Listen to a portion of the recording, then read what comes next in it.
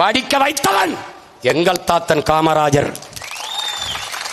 குடிக்க வைத்து நாட்டை சீரழித்தவர்கள் திராவிட திருடர்கள். நீ ஐஏஎஸ் ஆயிருப்பியா, நீ ஐபிஎஸ் ஆயிருப்பியா, இவன் தான் அகாடமி வச்சு எங்களை படிக்க வச்சான். டேய் இவாடா சாயிதை துரைச்சாமி எங்க ஐயாவது ஒரு அகாடமி வச்சு படிக்க வைக்கிற 10,000 பேர் உருவாக்கி இந்த நாட்டில் அதிக குடிமை பணிக்கு போனவரை உருவாக்கின ஒரு தனி மகனின் அமைப்பு எங்க ஐயா சைதை துரைச்சாமிக்கு மனிதநேய அமைப்பு. அவரே சொல்றதில்லை. என்ன நீ படிக்க வச்ச? பெண்ணிய உரிமை. பெண்ணிய உரிமை என்ன உரிமை தெரியுமாடா?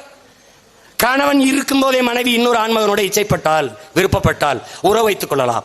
அந்த உறவை குற்றம் என்று சொல்லக்கூடாது. இதாண்டா 1977 சேலம் மாநாட்டில் போட்ட 3வது தீர்மானம்.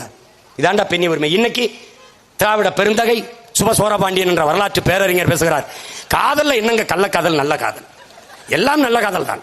அதை திருமணம் கடந்த உறவு என்று சொல்ல வேண்டும். ஏன் என் பொண்டாட்டிக்கு வயசாகி போச்சு யாரும் பார்க்க மாட்டான்னா இந்த மாதிரி சொல்லி அது திருமணம் கடந்த உறவு எப்படி இருக்கு?